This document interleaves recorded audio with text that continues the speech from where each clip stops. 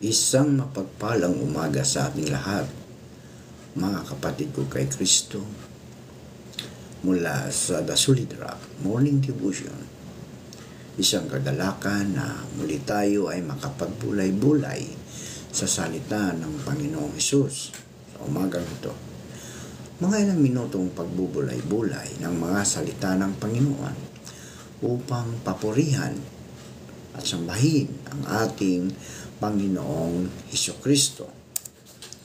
Ang ating pong pagbubulay-bulayan ngayong umagang dinang linggo ay matatagpuan sa Mateo, Kapitulo 24, talatang 35. Ito ang sinasabi: "Lilipas ang langit at ang lupa, ngunit ang aking mga sinasabi ay tiyak na mananatili." Pinagpala na po tayo sa pagkabasa at pagkarinig ng salita ng Panginoon. Tayo po ay manalangin. Ama at mapagpala naming Diyos, naririto ang iyong mga anak upang sambahin ka sa Espiritu at sa katotohanan sa isang magandang umaga na ibinigay ninyo sa amin. Maraming salamat, Panginoon, sa muli mong paggising sa amin at muli mo kaming binigyan ng buhay at lakas upang kami, O Diyos, ay magpatuloy sa aming buhay dito sa mundong aming ginagalawan. Dalangin namin, Panginoon, na pagpalain mo ang mga anak mo na patuloy na sumusunod sa iyo ng may pasasalamat. Dalangin namin na ingatan mo ang aming mga mahal sa buhay, ang aming mga anak, asawa at mga kapamilya, kaibigan sa lahat ng kanilang mga gawain sa buhay. Dalangin namin na pagalingin mo, O Diyos, ang aming mga kaibigan na may mga karamdaman, na i-restore mo ang kanilang mga lakas na nawala dahil sa karamdaman. Panginoong Hesus, patuloy ko rin tinataas sa inyo ang aming mga kaibigan na ngayon ay magsihanda upang mananambahan, Panginoon, sa iyong pangalan.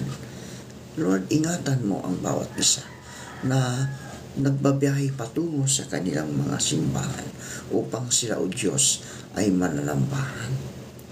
Panginoong Hesus, dalangin ko ang aming bansa. Patuloy mo pong pagpalain ang aming bansa sa mga nangyayari ngayon, Panginoon. Ikaw, Diyos, ang maghari sa bansang Pilipinas, Panginoon. Tulungan mo po kami, Panginoon, na maayos ang bansang Pilipinas na hindi magkakaroon ng kaguluhan.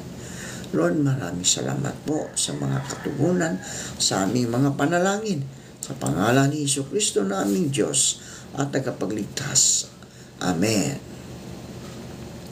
Nasabi ko na sa inyo noon ito na ang di paniniwala ay hindi batayan ng seguridad. Dahil hindi kayo naniniwala sa isang bagay, hindi ibig sabihin na di totoo ang bagay na iyon. Ibig sabihin lamang nito na iniisip ninyong hindi ito totoo. Ang di paniniwala ay nagsasabi lamang ng ilang bagay tungkol sa inyo. Wala itong anumang sinasabi tungkol sa katotohanan. Kung hindi ako naniniwala na may sunog sa gusaling ito, kapag may sunog nga talaga, ang hindi ko paniniwala ay hindi papatay sa sunog na iyon. Iisipin ninyo sana nga. Pero hindi nito mapapatay ang apoy. Ang apoy ng paghuhukom ng Diyos ay hindi mawawala dahil sa hindi kayo naniniwala sa paghuhukom. Hindi ang di paniniwala ay hindi mag-aalis ng anumang katotohanan o facts. Ipinapakita lamang nito ang inyong saloobin o attitude tungo sa mga katotohanan o facts na iyon. Ipinapakita na naniniwala ako na may sunog sa bahay na ito kung ito ang gagawin ko. Kapag may sumigaw ng sunog at tinitingnan ko ang nagsam nito at nakitang siya'y mapagkakatiwalaan, kahit na wala akong nakikitang usok ni apoy, iisipin kong hindi kailanman nagsisinungaling ang taong ito. Kaya kapag sinabi niyang may sunog nga. At tatakas na ako, may emergency exit dito, gagamitin ko nga ang mga ihagdang iyon, kaya hindi ako masusunog. Kapag sinabi ng Panginoong Hesus na sa katapusan ng panahon, ito ay may paghuhukom, titingnan ko si Hesus at sasabihin, ang taong ito ay hindi nagsisinungaling. At kung may paghuhukom, dapat maging handa ako rito. Baka sabihin ninyo, di ako naniniwala rito. Baliwala iyon. Hindi maglalaho ang paghuhukom dahil lang di kayo naniniwala rito. Ipapakita lang nito ang inyong attitude o asal at inyong tugon sa particular na pangyayaring iyon. Maging malinaw tayo tungkol dito, mga kaibigan. Madalas kapag kinakausap ko ang mga di naniniwala, kahit paano'y iniisip nila na di ako naniniwala doon. Iniisip nila na dahil di sila naniniwala, ay ligtas sila, secure sila, napakahangal. Naniniwala ako sa mga sinasabi ni Jesus dahil napatunayan ko na ang kanyang mga salita. Nasubukan ko na napatunayan ang kanyang mga salita sa loob ng 40 taon at hindi pa nabigo ang mga yun. At kaya alam ko na kapag nagsasabi siya ng isang bagay, ito'y totoo. Siya ay hindi pa nagkamali kahit minsan. Ang salita ng Diyos ay hindi kailanman nabigo. Ang Panginoong Hesus lang ang tanging tao na nangahas na magsabing ang langit at ang lupa ay lilipas. Ngunit ang aking mga salita ay hindi lilipas. Kapag sinasabi niyang may mangyayaring paghuhukom, kaibigan, magkakaroon nga ng paghuhukom. Hindi siya kailanman nagkamali. At kung sasabihin ninyong hindi ako naniniwala sa sinasabi ni Jesus, iyon ay nasa sa inyo na. Pero kapag dumating ang paghuhukom, mas mabuting pag-isipan ninyo na kung anong gagawin ninyo. Sa panahong iyon, huli na para makagawa pa kayo ng anumang bagay. Ngayon, ang panahon, makagagawa pa kayo ng mga bagay-bagay tungkol dito. Walang maitutulong ang pagsusumikap ninyong makalabas sa gusaling ito kung ang apoy ay nakapalibot na sa inyo. Kapag hindi pa nakapalibot ang apoy sa inyo, iyon ang panahong maaari pa kayong makalabas. Kung hindi pa dumarating ang paghuhukom, mga kaibigan, may panahon pa kayong kumilos. May panahon pa kayong kumilos tungkol dito. Iyon ang babala ng talinghagang ito. Sinasabi niya, sa katapusan ng panahong ito, sa katapusan ng panahon ng mundong ito, sa sandaling marating na ang mga pampang, mangyayari ang panghihila ng lambat. Narito ang isa pang kawiwili-wiling bagay tungkol sa salitang ito. Tulad ng sinabi ko, ang bawat bahagi ng talinghaga ay puno ng kahulugan. Hindi nag-aaksaya ng mga salita ang Panginoong Hesus. Hindi ako kailanman natigil sa pagkamangha na kaya niyang makapagsabi ng napakaraming bagay sa kakaunting mga salita. Halos lahat sa atin, mga kaibigan, kapag sinisikap nating ipaliwanag ang kanyang mga sinasabi, ay kailangang maglaan ng maraming panahon para palabasin ang kahulugan nito. Anong kahalagahan nito? Nakakagulat ang kahalagahan nito sa sandaling ihambing ninyo ito sa mga gawa. 24, talatang 15. Doon nasasaad na tayo'y itataas sa muling pagkabuhay. Mababasa natin ito, may pag-asa sa Diyos na siya rin namang inaasahan nila na magkakaroon ng muling pagkabuhay.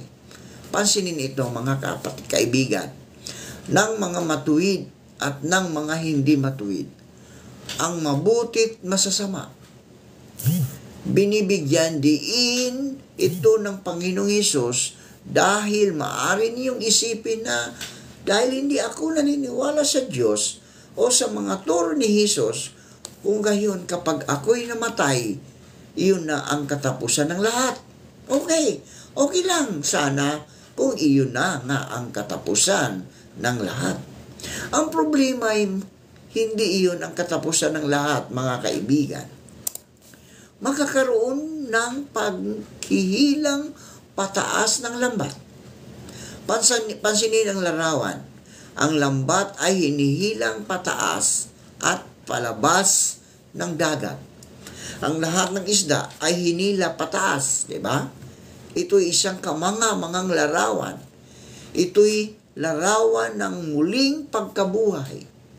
Ginagamit ng Panginoong Hesus itong kakaakibat na pambihirang salitang ito para palbasin ang ideya ng pagtaas sa muling pagkabuhay ng mabuti't masasama.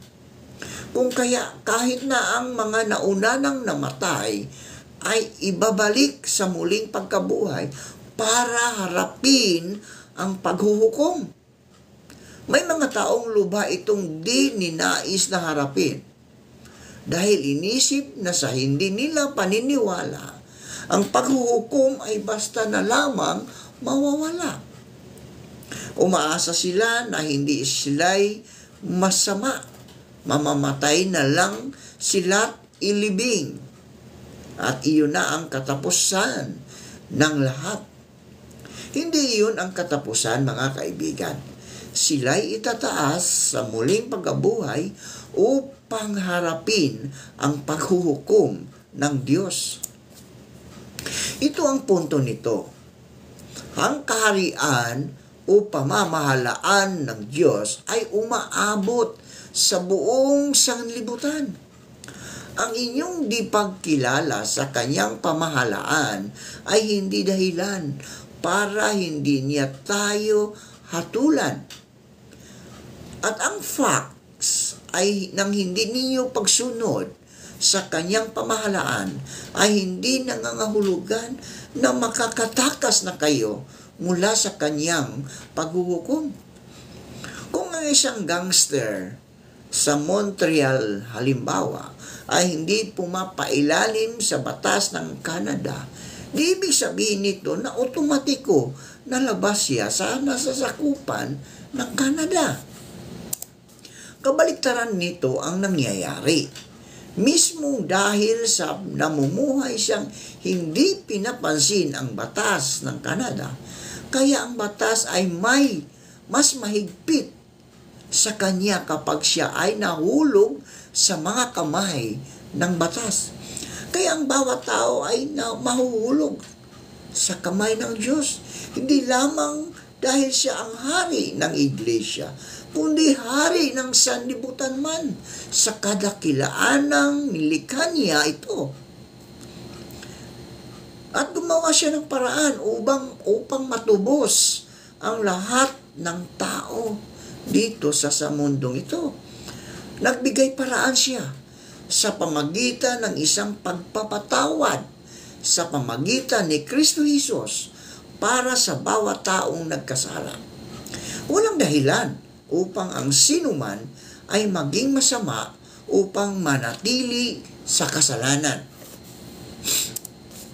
Kaya dito, mga kaibigan, makikita natin ulit ang kahalagahan, ang kagandahan ng itinuturo ng Panginoon nasa pamagitan ng mukhang simpleng kalinghang ito. Natagpuan natin nasa atin ang susi sa lahat ng mga larawang ito.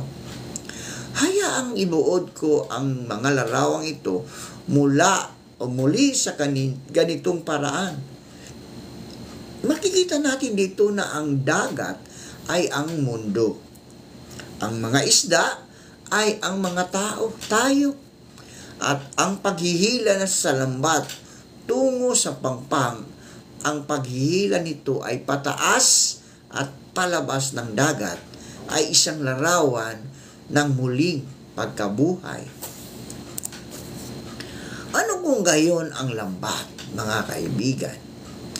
Kahit na ang lambat ay puno rin ng kahalagahan, dito'y ginagamit ng Panginoong Hesus ang salitang inihagis ang lambat.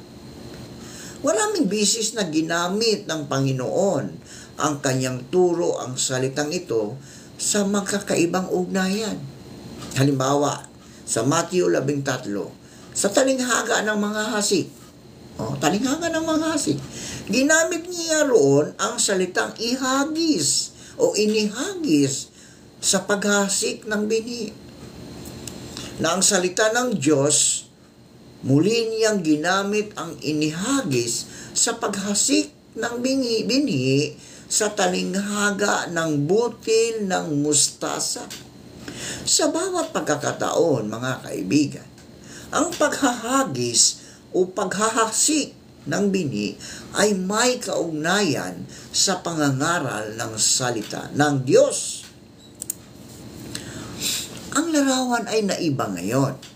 Hindi ko ibibigay ang lahat ng pagkakataon ng pagkakagamit ng salitang inihagis, pero ito'y may kaugnayan sa pangangaral ng salita ng Diyos.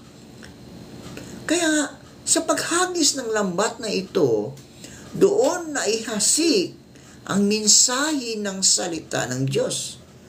Ano ang nagdadala sa inyo sa kaharian ng Diyos?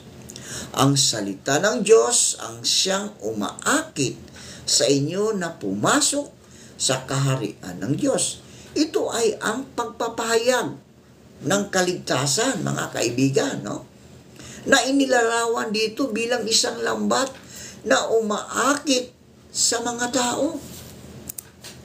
Pero nagnanasa ang mga tao ng kaligtasan na may iba't ibang dahilan at iba't ibang motibo. Maaring ang pagnanasang ito ay makasarili, kung saan nais ko lang maglaan sa aking sarili ng isang upuan sa langit. O maaring ito'y mas malalim pa, kung saan ako'y napapagod na sa kabulukan at kasalanan sa aking buhay. At kaya nais kong mapagaling at mabago upang makagawa ako ng makabuluhang bagay sa kapwa-tao ko sa mundong ito. Isa na itong di kasing makasariling motibo, mga kaibigan.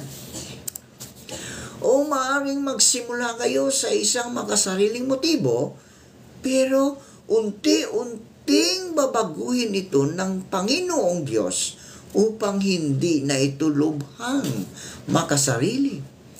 Pero ang mahalaga ay naroon ang pagbabago. Kung hindi maganap ang pagbabago, mga kaibigan, kayo'y magwawakas na kasama ang mga masasamang isda, hindi ang mga mabubuti. Ang mga masasama tulad ng ating nakita ay itatapon. So ang salita sa Griego ay literal na itatapon palabas ng kaharian ng Diyos. Dito'y nakikita natin ang kapansin-pansin mga larawang ito. Kaya dumako na tayo sa puntong ito at itanong, ano ang kahulugan ng mabubuting isda at masasamang isda? Ano ang kinakatawan ng masasamang isda? Mas madali nating mauunawaan ang kinatawan ng mabuting isda. Pero anong kinakatawan ng masamang isda?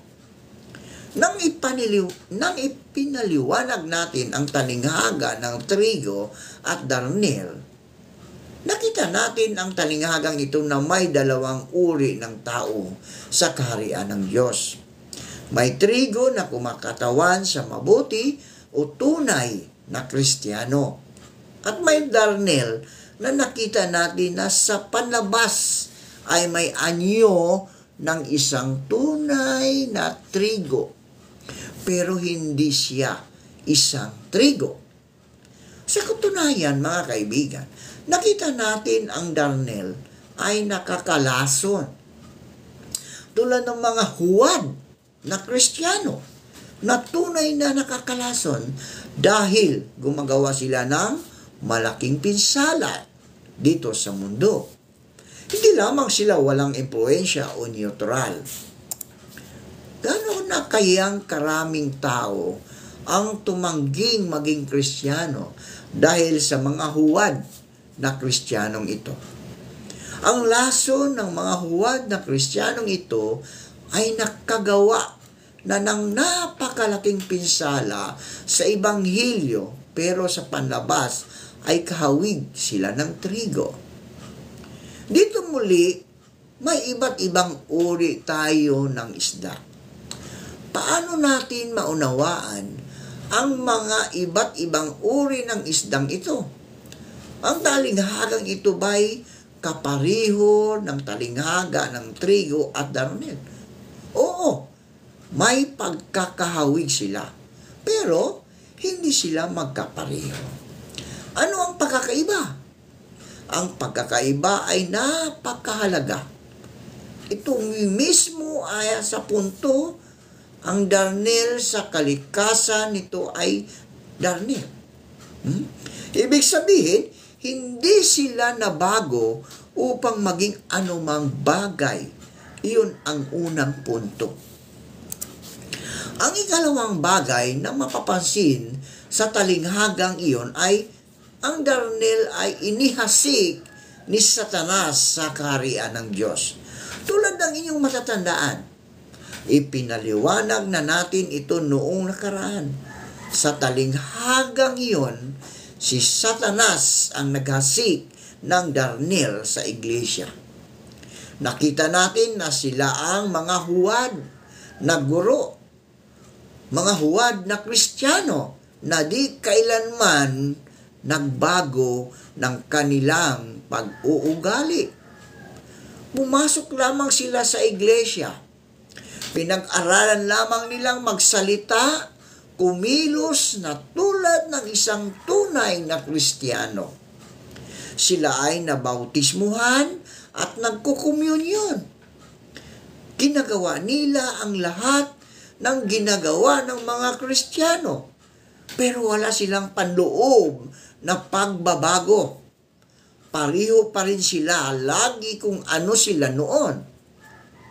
Sa kaloob-looban ng kanilang mga puso, hindi nila kailanman isinuko ang kanilang buhay sa Panginoong Diyos. Sila ang mga taong di kailanman namatay at muling ipinanganak. Di sila naging regenerated o regenerate. Di kailanman nabago o na-transform sa kaloob-looban ng kanilang buhay.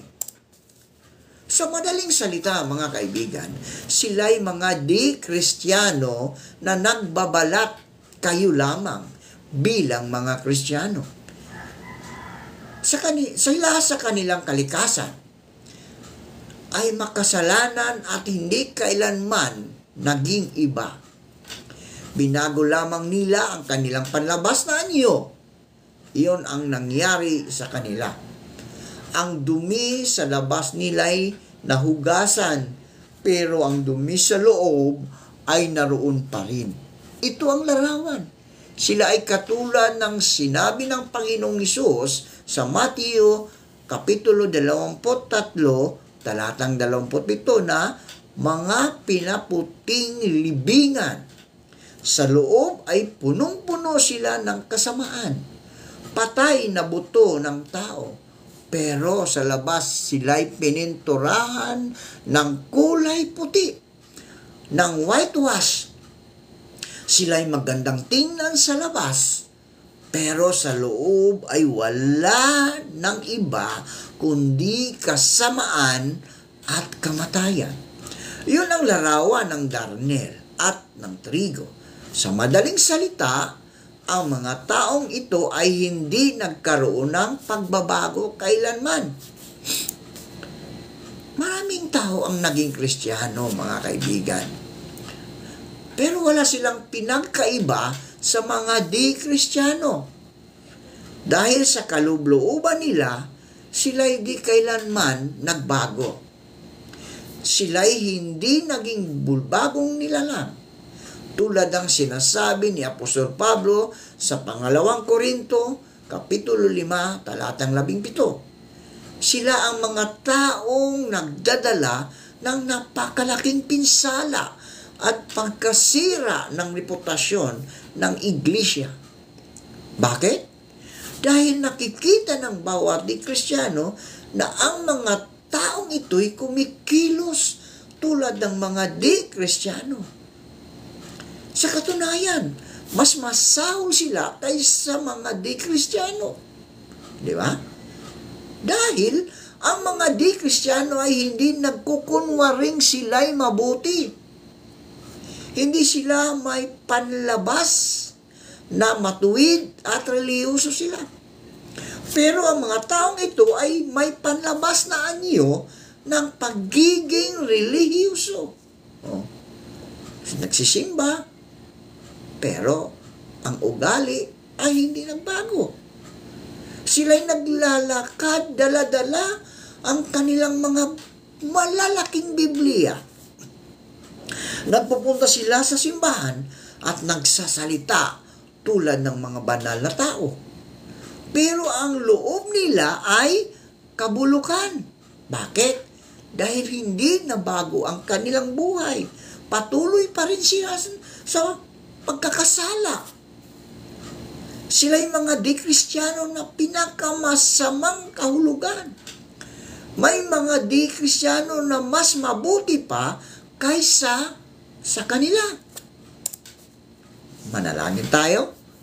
Salamat, Panginoon, sa iyong mga salita na aming napagbubulay-bulayan ngayong umaga.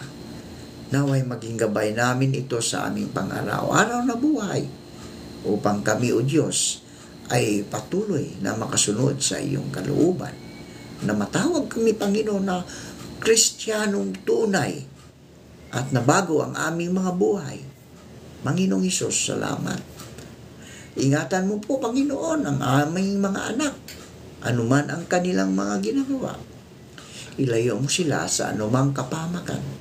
At sa aming pananambahan ngayong umaga, Panginoon, kami po ay iyong tulungan, aming maunawaan ng mga salita na aming marinig. Dala ng iyong mga lingkod. Pagpalain mo ang mga pastor na sila ay patuloy na nagbibigay salita ng iyong salita, Panginoon. Naway aming itong maunawaan at maisabuhay sa aming pang-araw-araw na buhay. Maraming salamat po, Diyos. Sa pangalan ni Jesucristo na aming Diyos at tagapagligtas. Amen. Amen. Living naman.